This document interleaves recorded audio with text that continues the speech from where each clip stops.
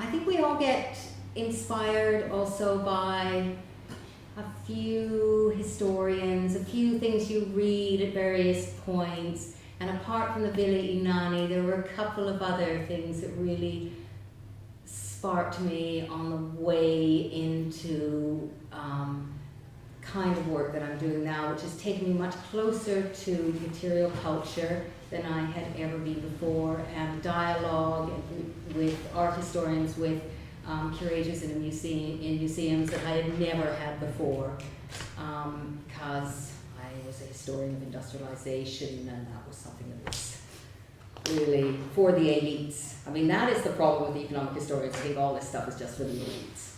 It's not what really matters. I read a very curious book written in the 1950s by John U. Neff, who was well known as a historian of the coal industry in 16th century Britain. But he wrote a little book near the end of his life called The Cultural Sources of Industrialization. And in it I discovered something called, well, I don't know that he called it that, I turned it into something that I call the quality road to industrialization.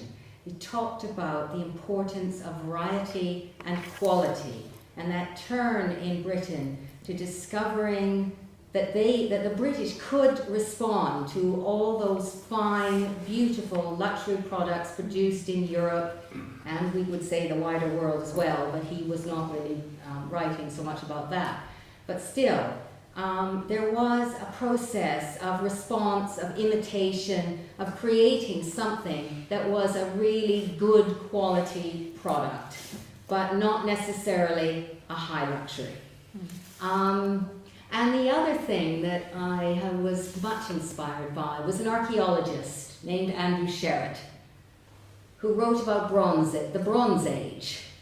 And he wrote about Bronze Age beakers, and I'd never thought about Bronze Age beakers. But the other thing is to think about Bronze Age beakers alongside of obsidian. Now, obsidian was extremely expensive. It was hard, sharp, black, rare, possibly sexy, but it was very much the material of, very highly sought after. But he wrote about that in the context of a number of other high luxury objects that were, and this very extensive luxury trade right across Europe, beyond Europe. He takes this, it's almost, this is the Bronze Age, but so the roots were very extensive, but took a long time, etc. But in the slipstream of this trade in luxuries came the Bronze Age beakers, and they were very good quality goods, but they were not luxury goods. They were for the wider, maybe not the very poor, but they were for wider consumption. So it was the creation of what had become quite a standardized product, an export wear product that went right across the globe as they knew it then. And that was, yes, I just thought that was really striking. That even in the Bronze Age, there was this possibility of this extensive trade, but one that ended up not just being for the elites, for the very rich, but that many people across the world were experiencing things that were made in far, far distant places that they didn't need to be these high luxuries. So that is what I've come through luxury. Well, now what I'm working on is the export wear sector. And I want to see this as a kind of a sort of industrial organizational process, really, where we can see connections across countries that East India, I'm just at the moment working on the East India companies, and so most of my work is focused on the 17th and 18th centuries, but I think this is a story that goes back long before that, and you can look at this in many different aspects. But I want to connect up those East India companies, not to look at them as national stories or their individual colonies as part of that national story, but to look at these, this exportware sector as something that was experienced across the companies, but also across those parts of the world where they were interacting. So that we can't just have, again, I'm trying not to confine myself to just working on those Indian factories. I also want to work on the Chinese factories. And I'll keep myself to that. I think that's probably enough for me to take off, but there's those who could bring in Manila and Batavia, and I mean, we could carry this on. And but that's where I've come to with this. And I think this takes us into some of the issues that I've been talking about with some of the students.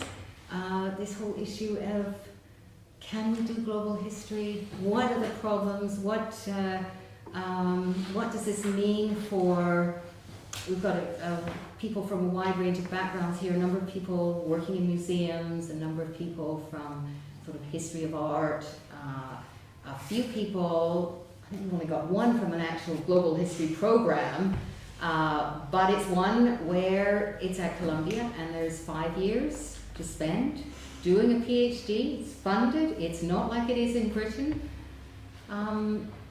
Is this an aspiration that goes one step too far, or what do we need to do to continue to pursue it? What are the problems with it? What are the anxieties over it? And I think those are some of the things that we can look to.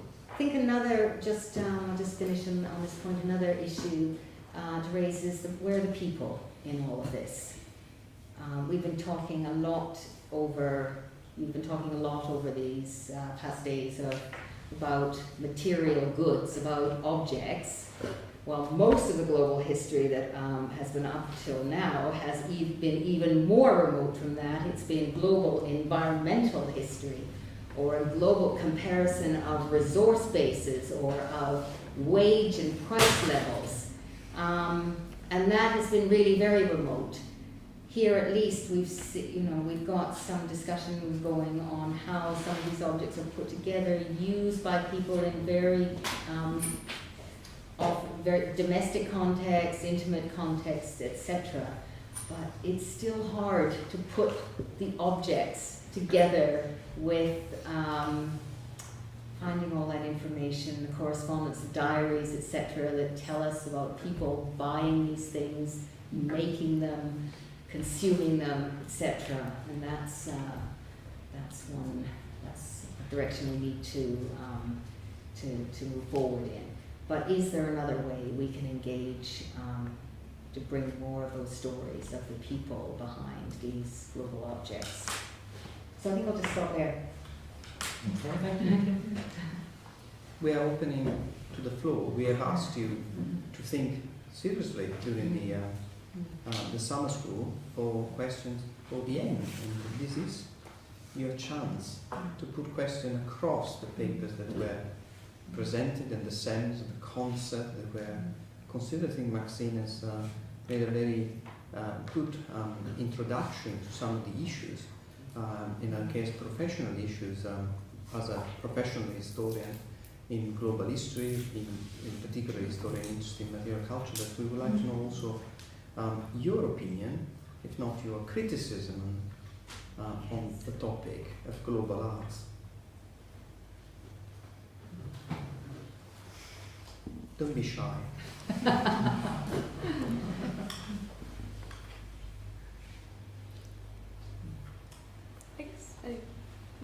Question. I mean, this is taking the point Maxine just made about your own background in economic history, and I don't think any of us are economic historians, right? is, yes, no, you are any of us doing what is I mean, aside from Luca, but among the students here today. Giorgio, he's also I'm an an economic economic historian. historian. I believe You're all Yoko economic is an historian. economic historian. Yes. Okay. You were. There is I one converted. among you. But I guess I was just wondering if you could give us a sense of, whether economic history, in spite of what you seem to present as a kind of resistance to these directions towards global history, I mean, whether it has still embraced certain aspects of it. I mean, what are some of the changes that you have noticed? I mean, I guess we've gotten a sense of things from just Luca's work, but I was wondering if you noticed a kind of broader trend within economic history itself. Well, I think there was a good reason why economic historians they just kind of, I wouldn't say they didn't get it. I think that's, they don't know what they... From the camera. We can end it, Maxine. Should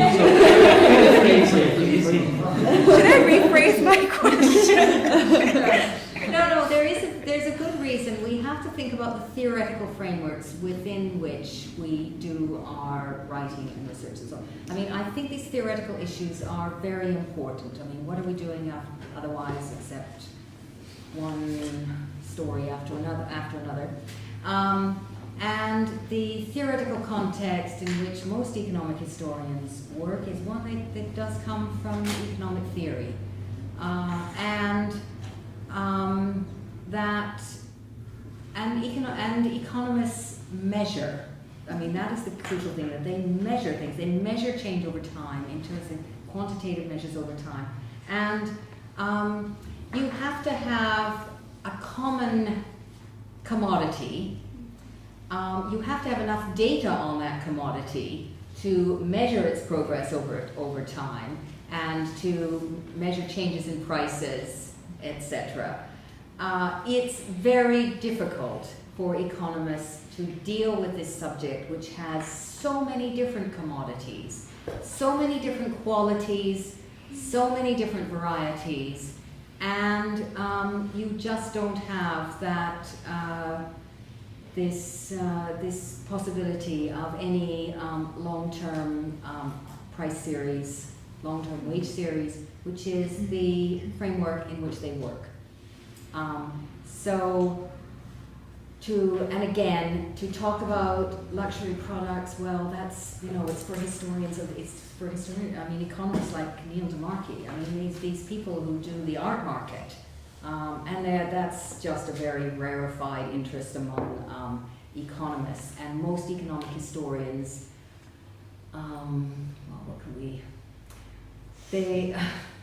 most economic historians, they prefer agriculture, food, and maybe perhaps cotton. Cotton fits in there, but they haven't realized that cotton can be decorated and patterned and of many qualities. They deal only in coarse quality, 20 count or 20 count yarn, very low count yarns. And that's I mean, I think that is one of the problems. But there's lots of economic historians who really don't know a lot of economics. So what's their reason? I mean, it'd be quite interesting to have your viewpoints, and others who've done economic history. The reasons for the choices of subjects. It's an intriguing thing why people choose the subjects they work on. We've had some wonderful presentations from the students. There's the Chinese chair, the tulip. I mean, they're just they're just wonderful subjects, and I just feel sorry for all these economic historians missing out on them.